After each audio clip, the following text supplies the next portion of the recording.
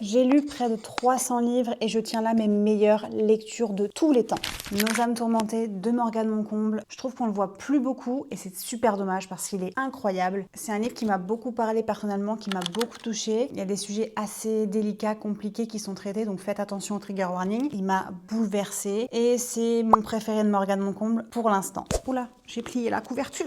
La saga des Windy City et évidemment, chaque tome est unique, chaque tome est un coup de cœur et celui que j'ai le moins aimé dans la saga, mais ça reste quand même un 5 sur 5, c'est Mile High. L'impératrice d'Aya Estrella, je m'attendais tellement pas à être touchée à ce point et ce livre, il m'a retourné dans tous les sens. L'univers, les personnages, les sentiments, les relations, enfin, il m'a pas déçu du tout. J'aimerais pouvoir relire mes livres pour pouvoir le relire. Mais je n'y arrive pas.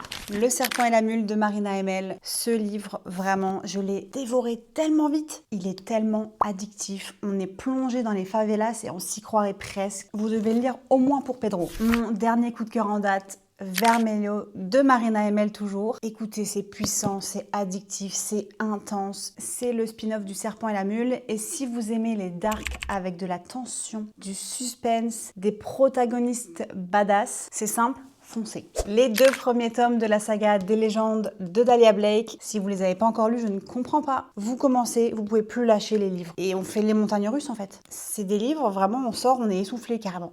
Vraiment, c'est des lectures qu'on n'oublie pas. Et j'ai trop hâte du tome 3. Et enfin, Abyss tome 1 et 2. Il n'y a pas un tome qui m'a déçu. L'originalité du livre avec le côté piraterie, les personnages qui sont tous uniques à leur manière, vraiment ils sont tous hyper bien construits. La tension et la relation entre les protagonistes. Et adaptez-moi ça sur grand écran, s'il vous plaît. Voilà pour mon top romance, dark romance. Il n'y a pas encore de thriller parce que j'en ai pas lu assez. Dites-moi en commentaire votre top 3 ou top 5. Allez, je suis gentille. Allez, moi je vous dis à la prochaine et je vous fais des bisous.